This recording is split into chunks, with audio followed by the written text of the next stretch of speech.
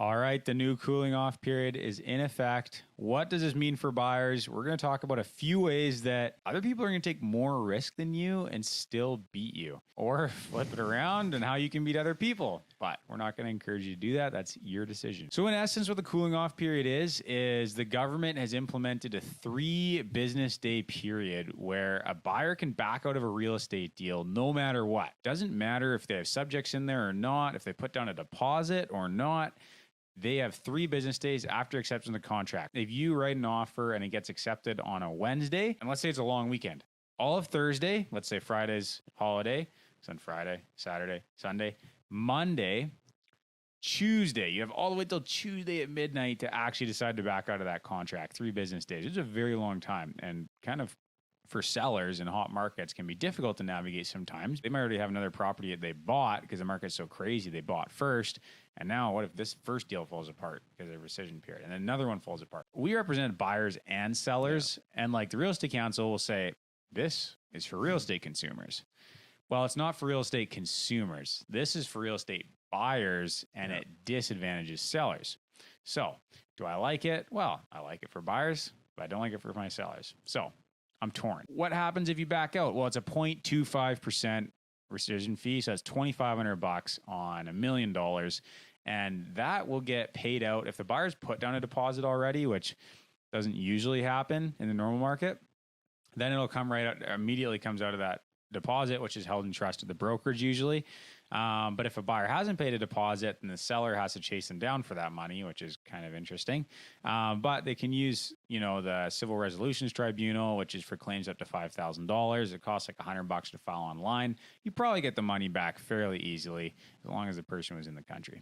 So we're going to hit on a few of the ways that the people who are going to be willing to take on more risk can take advantage of this. Starting number 1 with deposit money up front. So an aggressive buyer will put up at least the 0.25% rescission fee upon acceptance of the offer.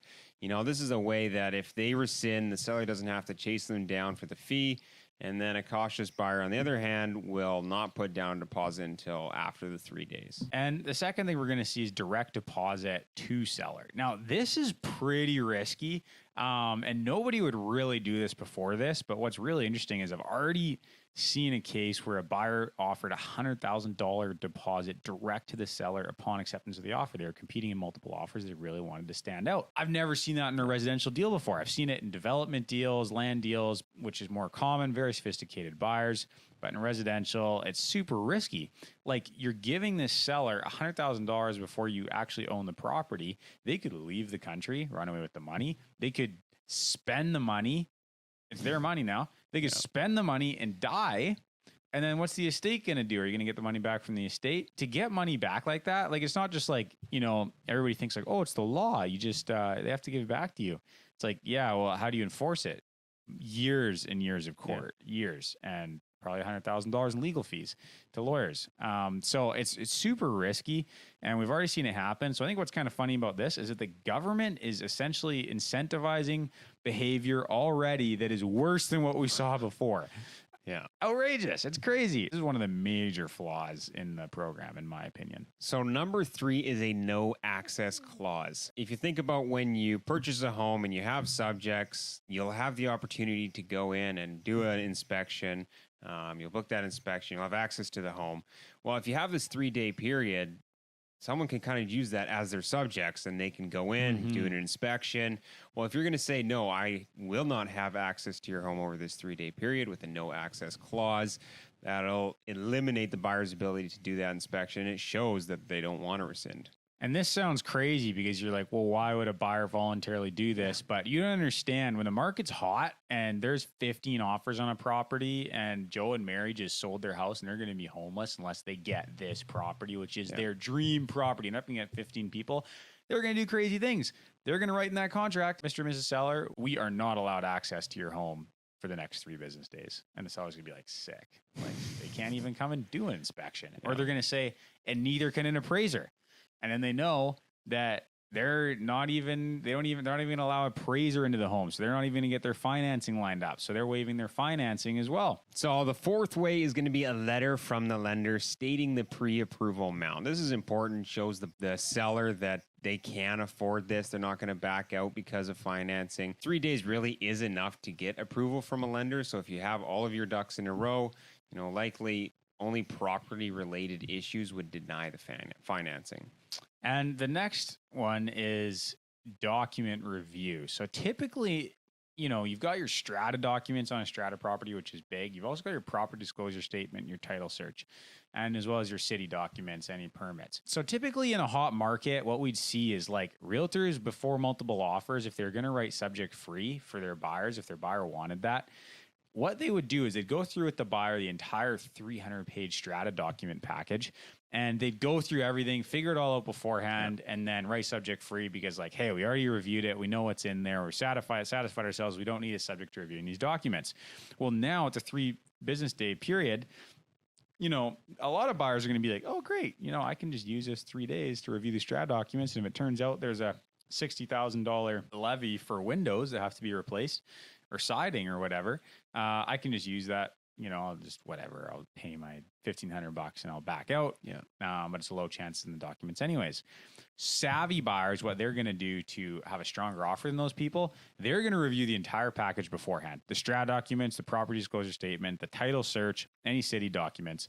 And they're going to say the listing agent, the buyer's agent is going to be really smart. He's going to call them or she. And they're going to say, hey, look, we've already reviewed the entire package. We know that the contingency is $320,000. We understand that the roof was replaced 2 years ago, but the windows probably have to be replaced next year, which we saw in the engineering report. We understand it's going to be, $60,000 is a lot. Most people, that thing better be cheap if you've got $60,000 special levy coming up. We understand it's going to be $12,000. And we saw it in the documents, and we're satisfied with that already. Well, as a listing agent representing your sellers, who are you going to be more confident in?